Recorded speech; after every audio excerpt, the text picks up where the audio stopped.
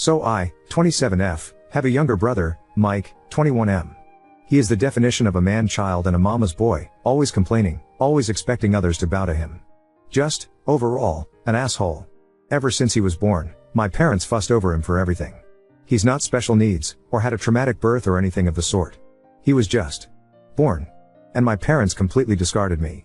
My mom, 50F, especially. She went from a loving mother to one of those boy moms that people make fun of on the internet. My father, 50M, still showed me love and support, but he's always been too much of a coward to stand up to my mother and let me win at least once. The only one who stood for me was my grandpa, 76M, who always called my parents out on their bullshit, and never liked my brother. I remind him of his late wife, my grandma, and we have a very special bond, but he lives on the other side of the country and I could never see him often. Mike knows our mom prefers him, and loves to shove it in my face. Because of this and his behavior, we've always been at odds. He's spoiled, a brat and an awful human. I can't remember how many times I ended up in trouble for things I did better than him or for things he framed me with. His only talent are his football skills. He won a scholarship to a nice college out of state. My parents didn't spend a dime on my education because apparently my fund had been used to cover expenses after a fire, just for me to discover years later that said money were given to Mike to buy a car and a house. It's at public university that I met Lucas. He was the first person I was really drawn to there. Of course I met new people who are now my dearest friends, and thanks to them and Lucas, who was my best friend for years before we got together, I managed to move out of my parents' house. Now both Lucas and I are well known in our fields and have very good salaries. Now, to the main issue. Lucas proposed to me a year ago. We're very private people, so we didn't post it on social media or anything, and when I told my parents they dismissed it with a "that's nice." I'm starting to think they downright didn't listen to me at all. We decided that we wanted a nice but simple ceremony and reception with our friends and relatives.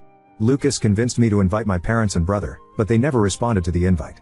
And whenever I went to visit and began to talk about my wedding, without mentioning it was a wedding, my mom would always speak over me and about my brother's accomplishments and wild adventures. At one point I got fed up with it, and interrupted my mom to tell her that there was an event I was planning to organize, whose date was unmovable. She told me that they couldn't attend, because my brother was playing the last game of the season that very same day, and wanted them to be there. Of course, this favoritism didn't surprise me. They missed my ballets, shows and both my high school and university graduation for things about him. At this point, I wanted to be petty. I told both my parents that it wasn't a problem to miss this event, purposely omitted the fact that this event was my wedding, and didn't insist further. Flash forward to a few weeks ago, I got married. It was perfect. My family, Lucas' family and our friends were all there, and we had a blast. My grandpa was happy to give me away, and it was just perfect.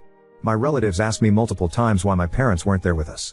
I was honest and simply said they had my brother's game to attend, and couldn't come. They gave me a few looks, and my grandpa was visibly angry for a while, but otherwise nothing strange happened. After the reception, Lucas and I left for our honeymoon, and were phone-free for the whole duration of the trip.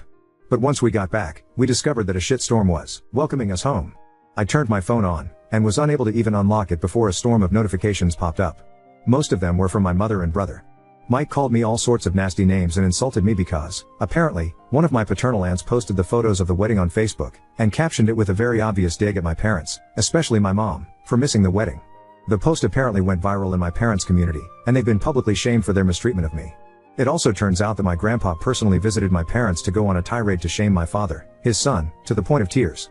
And this seemed to be my father's breaking point, because he was so distraught for missing his only daughter's wedding and for his father's disapproval, that he finally rebelled against my mom and is threatening divorce unless she makes it up to me. I think that's the reason why my mom has been spamming my phone with messages, at first insulting and threatening and then downright pitiful, full of begging and pity parties. Now I'm at home with my husband, deciding how to approach the situation. Most of my relatives, even those I didn't invite to the wedding, reached out to apologize for what I went through and to claim they had no idea this was happening at home. Can't blame any of my relatives, they all live with my grandpa on the other side of the country or in another state, but my mom's sisters and friends are belittling me for not telling my mom about the wedding, because now she's inconsolable at the thought of having missed my wedding. Personally, I think she just claims that to save face, but I'm not sure. The latest messages from my father and mother seem extremely saddened and hurt for missing my wedding. Now my family is divided on three fronts, the majority who is sticking by my side, my maternal aunts shaming me for hurting my mom's feelings, and my maternal grandparents who are adamant that I forgive my mom in light of her atonement. My best friends are telling me not to listen to them. So, Reddit, Ida? Edit, thank you so much for the feedback and love. It's overwhelming. I'm going to address the popular questions here. 1. I did inform my parents about my wedding. I sent traditional on-paper invites to all my guests, and was notified that all invites had reached their addressees. I did not receive any answer from my parents and Mike, a few very distant relatives, and some people on Lucas' side. I did reach out to all of them through message to double check, and those who hadn't replied told me they couldn't come. I asked my parents and brother via text, but they didn't respond. I was left on read.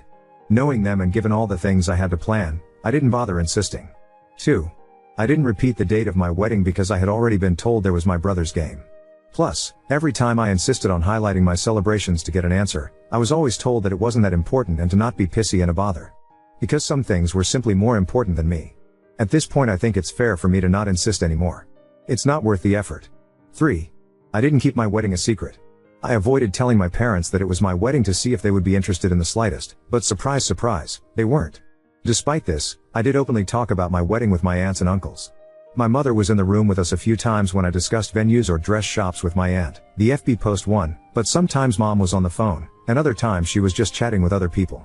She never paid attention. When I talked about it during reunions, she smiled and said that's great, dear, and then would change the subject. Radio silence on Dad and Mike. 4. I kept in contact with them because, well, all the times I tried to go NC in the past years I've been harassed.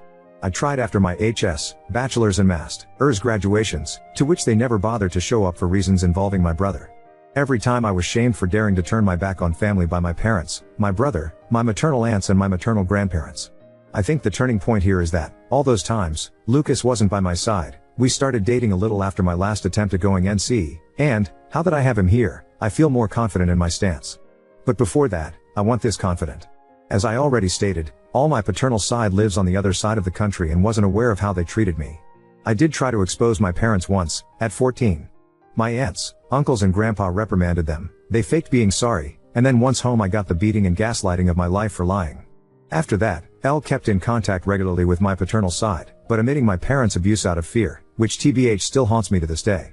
Only grandpa knew, but he was always threatened to be alienated from me if he tried anything. 5. My parents and I are not from the same city. I live in a city an hour drive from my parents' small town, and they don't know my new address because once, my brother tried to break in my apartment to steal some cash and my mother backed him up, claiming that siblings share their goods. Now I moved, and I'll be sure not to tell them where I live. 6. My parents didn't buy my brother a car and a house before he even started high school. They bought him a car for his 16th birthday, and a house near his college when he began freshman year. They didn't spend the money of my fund right away, they just lied to me to use it later for my brother, keeping it stored for later in the meantime. Edit 2, update is posted update 1. I am beyond grateful for your reassuring messages, and your love and feedback. The response was overwhelming and beyond what I ever thought it could be. I love you also so much. To those who believed my story was fake, I want to say, that I'm happy your family life is better than mine, to the point of thinking of my reality as a fantasy, but I'd appreciate it if you stopped harassing me in DM, claiming that I'm writing a fake story for attention. If I've missed a few details in the OG post, it's because I was overwhelmed and crying my eyes out because of my family's harassment. You are not forced to read my story, or think it's true, but I think keeping the smallest amount of decency would be nice. Oh, and before diving in the update let me clarify a few things. 1. Yes, the invitation specifically stated it was a wedding. No excuses. 2. My maternal side of the family didn't come to the wedding. I'm sorry, I didn't make that clear in the OG post. Most of them were busy, and the others just gave me excuses to send a gift but not come. That's it. Don't ask me why they didn't discuss my wedding with my mom, it's not like I live in their brain. 3. My mother's atonement is the fact that she apologized via text. Now onto the update, things have been a little crazy this past week. I got off of Reddit for a couple of days, to gather my thoughts. Then, I had a lengthy conversation with Lucas about how to proceed. He's been my rock, and I don't think I could ever love him more than I already do.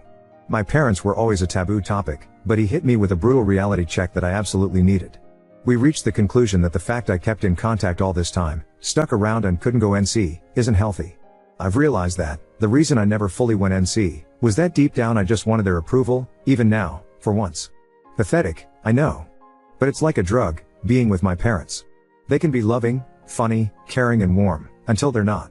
The little love they give makes you crave for more, and you want their approval so badly you destroy yourself. But that's enough. I promised myself that things are going to change. I've thought about it, and decided to start therapy, and to go NC with all those who made an issue about this situation, for good this time. After the days dedicated on reflecting on how I feel, I ended up messaging my father to tell him that, if he wanted to talk, I would meet him, Mom and Mike in a neutral location the following day. He immediately replied and agreed, and we met at the park. My father's sisters and brother accompanied us for damage control. My father looked distraught and as if he had been crying for a while. My mom looked the same, but I think it was more out of anger and embarrassment. My brother looked annoyed. I told the three of them about how their behavior and preference in regards of my brother always hurt me, and that their abusive behavior made me realize that I didn't want contact with any of them again after that meeting. My mother tried to cut me off multiple times, but my aunt, the one who posted on FB, shut her up every single time. When I asked them why would they treat me this way, they didn't know what to say. My father kept crying and apologizing without giving me an answer, and my uncle reprimanded him for it. My mother seemed as if she was asking herself that for the first time, but well, in the end she just said that she simply disliked me. Plain and simple. And my brother? He just liked the attention and making me miserable as some kind of sport. I went on with my questions. When I asked why they never responded to my invite, they claimed to have never received one. I showed them the texts, but they denied receiving them. And well, it turns out that they hadn't, in fact, received my wedding invitation. When it arrived to their house, they weren't there. The only one in the house was my brother, who had come visiting for the weekend. He saw the invite and, as many of you guessed, ripped it up and trashed it. And then, when I texted my parents, he deleted the messages. Wasn't hard to do. According to him, they kept my chat archived and didn't get the notification. So, my parents never actually got a formal invitation. I was just distraught. I asked Mike why would he do that, and he just shrugged, and claimed that it wasn't as important as the stuff they had in program anyway. I had to stop Lucas from punching him in the face. Strangely enough, my parents were upset, and started reprimanding him. He actually began to throw a tantrum and cry crocodile tears, and I must admit that I was kind of satisfied. But then my mom claimed that all was resolved, there was no need to fuss over a misunderstanding, and it was time for me to clear their name. That set me off, and I interrupted her, telling her that they weren't forgiven at all, that just because Mike trashed the invite, it didn't mean it automatically canceled all their neglect out. Plus, all that time it was still very obvious that I was having a wedding, and they should have asked about it. You want to know my mother's response? She said something along the lines of I did hear you talking about a wedding of yours, but I just thought you were being delusional, and seeking my attention with exaggerated scenarios.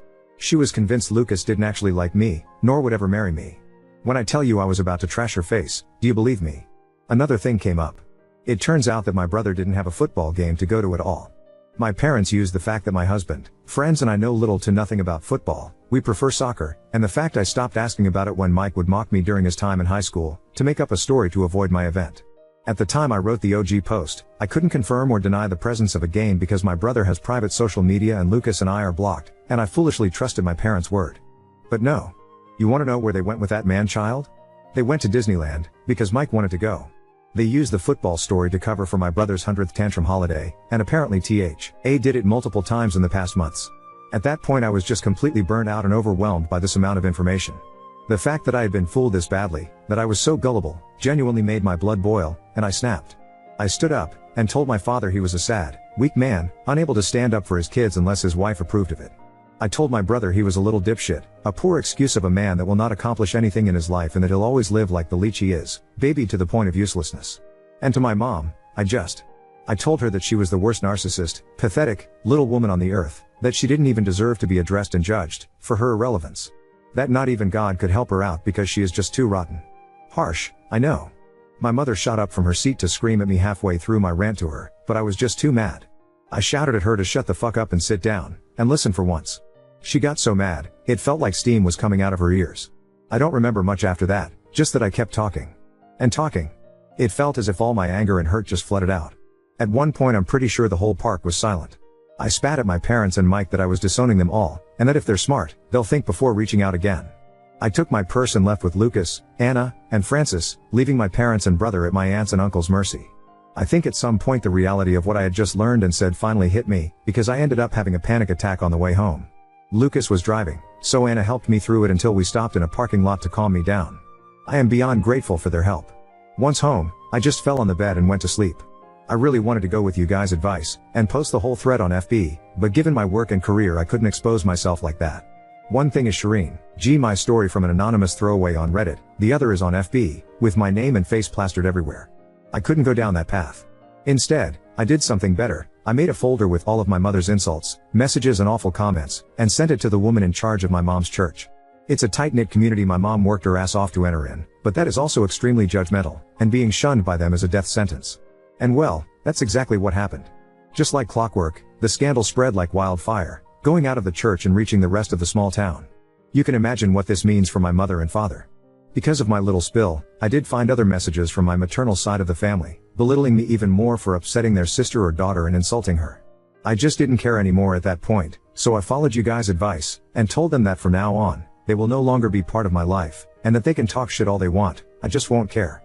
Instead, they should be grateful I don't send their nasty texts to their employers and spouses. I blocked every single one of them, grandparents included, on everything. I did find a lengthy message from my father. He apologized for not being strong enough to face my mother, agreed that what I said was true, and couldn't believe that he had lost so much of my life because of her. He told me he is going to divorce her no matter what my decision will be, because he is tired of being controlled. He would like a relationship with me to make up for all the years that passed. I did reply to him, to tell him that as of now I really don't want to see him or forgive him. He has replied that he'll try his best to win me back, and that he loves me. I replied back that, as of now, I find that hard to believe, and then blocked him too. Frankly, his slimy way of trying to have an out from this situation by throwing my mother under the bus is pathetic. At least, she was hateful and owned up to it. He is only able to blame others for his choices. I don't want to surround myself with people like that. My mother and brother are blocked similarly to my maternal side. Mike wrote other messages to taunt and insult me, and I just blocked him. My mom threw herself a pity party for being shunned by her community and for her marriage going into shambles, and I just replied good riddance before blocking her too. As for my grandpa, he has decided to stay with us for a while, to stick by my side. He really is the best, and has read some of your comments. He isn't going to admit that he's flattered by them.